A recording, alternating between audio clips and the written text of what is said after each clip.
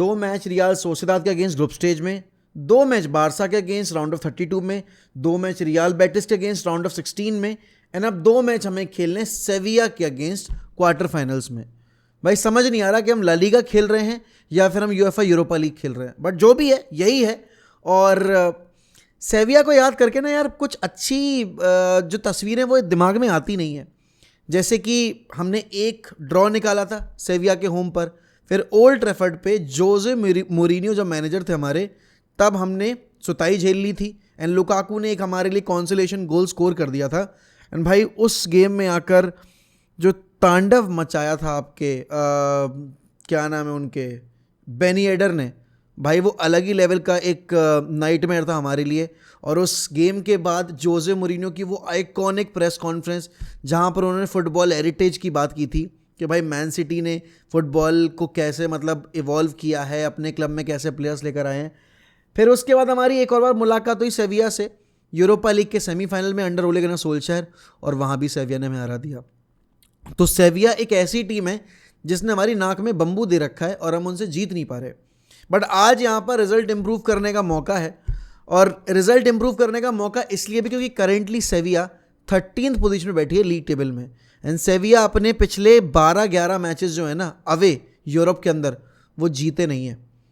आपके उनके अगर आप ड्रॉ देखो और अगर आप उनकी डिफीट्स देखो तो आपको पता चलेगा कि इससे बेटर चांस है नहीं यूनाइटेड के पास सेविया के अगेंस्ट विक्ट्री निकालने का। एंड डेफिनेटली भाई सेविया के अभी नए मैनेजर भी आए हैं, सैम्पोली को उन्होंने सैक कर दिया।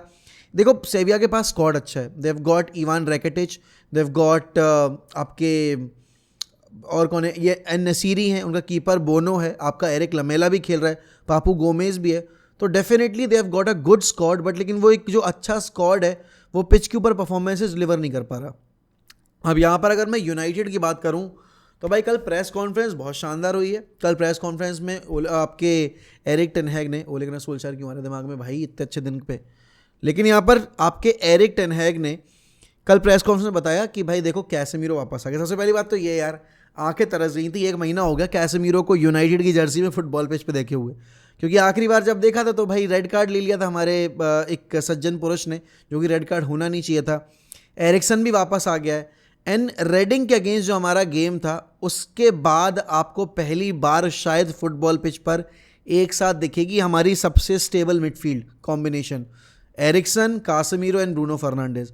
देखो अब रैशफोर्ड है नहीं, रैशफोर्ड डेफिनेटली भाई 2-3 मैचेस तो कम से कम मिस करने वाला है क्योंकि वो गया लंबा।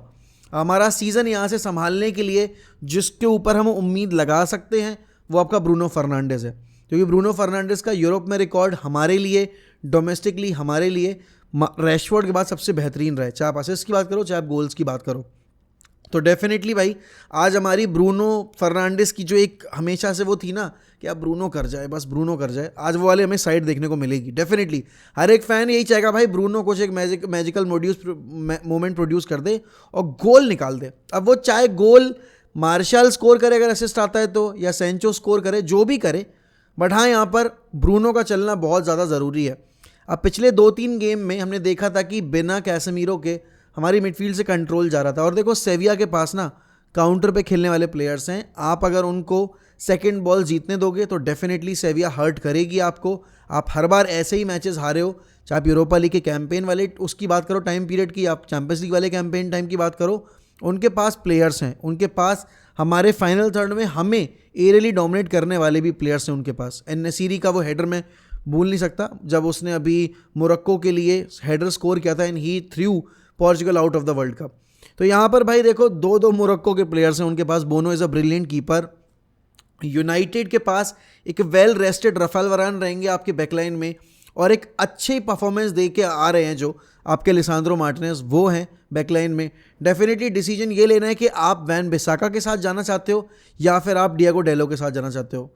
देखो यार अब यहाँ पर समझना हमें ये पड़ेगा कि आपकी बैकफोर में कॉम्बिनेशन क्या रहेगा। अगर आप जैसे कि वैन बिसाका को खिला रहे हो तो भाई फिर आपके दूसरे विंग पे मलासिया है, ठीक है ना। अब Malacia is able to take that responsibility और नॉट, क्योंकि आपकी देखो यहाँ पर बैकलाइन में एक साइड तो वीक रहेगी। मलासिया आपको शॉ वाली स्टेबिलिटी प्रोवाइड नहीं करा सकता। एंड डेफिनेटली भाई यहाँ पर मलासिया को जो एक एरर रहता है ना मलासिया के on the turn he is very slow, तो वहाँ पर भाई उसके लिए आपके कैसेमीरो की बहुत ज़्यादा मदद लगने वाली है। एंड डेफिनेटली बड़े मैचेस में मलासिया ने स्टेप अप किया है, परफॉर्मेंसेज डिलीवर की हैं। एक चीज़ जो आपको कंट्रोल करनी पड़ेगी वो है सीधा जो आप मिडफील्ड से एक क्रिएटिव पास निकालने की, एक फाइनल पास निकालने की कोशिश करो। You have to carry the ball, आपको चैनल्स में उन अपनी ओवरलोडिंग निकालनी पड़ेगी, ओवरलैपिंग रन्स निकालने पड़ेंगे। एंड देखो आपने ना अभी तक एंटनी को बहुत ओवर क्रिटिसाइज़ किया है। हम एंटनी की बात जब भी करते हैं हर कोई यही बोलता है भाई कि हमने इतना पैसा दे दिया, ये कर दिया, वो कर दिया। बट आप एंटनी की परफॉर्मेंस देखो एवर्टन वाले गेम की और उससे पिछले वाले गेम की।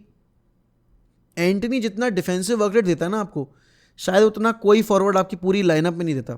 ना सेंचो देता है, ना रैशफोर्ड देता है, मार्शल से तो उम्मीद ही नहीं है मुझे। तो डेफिनेटली भाई आपका एंटनी तो स्टार्ट करेगा ही करेगा राइट विंग पे, क्योंकि मार्कस रैशफोर्ड इंजर्ड है, which opens the way for आपके Jadon Sancho. And Jadon Sancho was the best player on the pitch against Everton, he was fantastic. तो डेफिनेटली जेडन सैंचो को आज वही परफॉर्मेंस रेप्लिकेट करनी पड़ेगी। एंड यहाँ पर Anthony Martial should start the game, because अब उसको प्रॉपर एक ट्रेनिंग सेशंस मिल चुके हैं लगातार, and he is looking in the good mix as well. अभी एवर्टन के अगेंस्ट जब वो आया था तब उसने दिखाया भाई that you know he is there to score the goals. And एक चीज़ तो है, जब भी आपका मार्शल वापस आता है तो गोल्स तो स्कोर करता है, बट यहाँ पर अभी मार्शल को प्रोटेक्ट भी करना पड़ेगा। सबसे बड़ा सवाल ये है कि आप साबित्जर को ड्रॉप करोगे और एरिक्सन को खिलाओगे, या फिर आप साबित्जर और कैसेमीरो की जोड़ी खिलाओगे जो अभी तक खेली नहीं है एक भी बार, let me be very clear. या फिर आप मैकटोमने को खिलाओ, क्योंकि मैकटोमने का रन ऑफ फॉर्म अभी सही चल रहा है, पिछले 2 मैचेस से मैकटोमने ने अच्छी परफॉर्मेंस डिलीवर की है। तो यहाँ पर एक बहुत बड़ा सरदर्द होगा कि मिडफील्ड का आखिर कॉम्बिनेशन होगा क्या।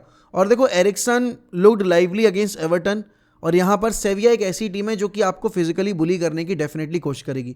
वो आपकी मिडफील्ड में आपको कैंसिल आउट करने की डेफिनेटली कोशिश करेंगे, और उनकी टीम में भी एरिक्सन, बल्कि एरिक्सन से बेहतर प्लेयर है इवान रैकिटिच, उनके पास वो प्लेयर है, उनके पास एक वो होता है ना स्टेप अप करने वाला प्लेयर, या फिर एक मैजिकल मोमेंट प्रोड्यूस करने वाला प्लेयर, वो आपका एरिक लमेला है। आगे उनके पास टारगेटमैन की तरह पर एंड नसीरी भी है। They have got a good squad, and उनके पास मॉन्टियल वगैरह भी है उनकी बैकलाइन में, तो उनका काफ़ी अच्छा बैलेंस स्क्वाड है। हमें मिडफील्ड की बैटल जीतनी पड़ेगी, और सबसे इंपॉर्टेंट चीज़ ये है कि मार्शल का आज ऑफ द बॉल मूवमेंट जो होगा ना वो बहुत डिसाइड करेगा। एंड जेडन सैंचो को फ्रीडम देनी पड़ेगी हमें कि Jadon Sancho can make those runs in the half spaces. And definitely भाई जेडन सैंचो और आपके मार्शल का जो कॉम्बिनेशन प्ले होगा उसकी वजह से आपको एंटनी को बहुत स्पेस मिलेगा ऑपरेट करने के लिए, एंड एंटनी को उसको यूटिलाइज करना। अभी एंटनी को एक चीज़ अपनी जो सुधारनी है वो है आपका decision making with the ball, क्योंकि एंटनी ना कभी कभी अपने आप को इतना आइसोलेट कर लेता है, फिर उसके बाद सिर्फ कट इन करके शॉट लेने का ही ऑप्शन बचता है, उसके अलावा कुछ कर भी नहीं सकता। तो वो चीज़ हमें आज के गेम में रोकनी पड़ेगी। एंड डेफिनेटली देखो बहुत कुछ लगा हुआ है दाव के ऊपर, रैशफोर्ड नहीं है, गोल मेजर गोल स्कोरर जो आपका है वो टीम में नहीं होगा, तो भाई आपको गोल्स ढूंढने पड़ेंगे। वो गोल कैसेमीरो निकाल के लाता है, वो गोल एरिक्सन निकाल के लाता है, वो गोल ब्रूनो लेकर आता है, सैंचो लेकर आता है, मार्शल लेकर आता है, एंटनी लेकर आता है, या हमारा कोई डिफेंडर लेकर आता है। I don't care, we have to win this game anyhow by at least with the margin of 2 goals at bare minimum. भाई 2 गोल से नीचे तो आप अगर जा रहे हो अवे टर्फ पर खेलने तो भाई यू आर नॉट सेफ, क्योंकि 1 गोल की लीड कभी सेफ नहीं होती। Score as many goals as is possible, और ऐसा नहीं है कि हम हरा नहीं सकते सेविया को। अगर हम बार्सिलोना हरा सकते हैं हम सेविया को भी बहुत आसानी से हरा सकते हैं। अगर हम रियल सोसिएदाद को हरा सकते हैं तो हम इन्हें भी हरा सकते हैं। अगर हम बेटिस के धागे खोल सकते हैं, जो कि इस टाइम पर अगर कंपैरिजन किया जाए सेविया और बेटिस के बीच में, Betis are miles ahead in the league, and वो अच्छी परफॉर्मेंस भी दे रहे हैं।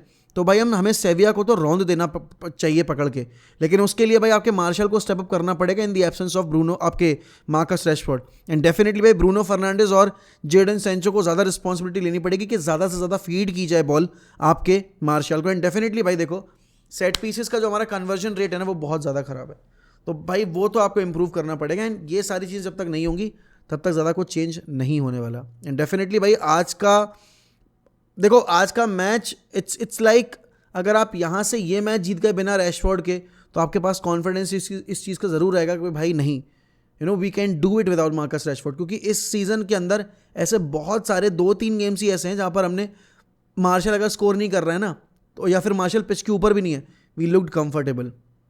तो वो चीज़ बदलनी पड़ेगी। I trust ten Hag, I love ten Hag, I love these lots of this lot of player, but they need to step up tonight. They need to deliver the result. They need to make sure that they are outscoring Sevilla. And not just outscoring, they are outperforming Sevilla on each and every front. But आप लोग भाई बताइए आपके हिसाब से क्या right combination होना चाहिए यूनाइटेड का?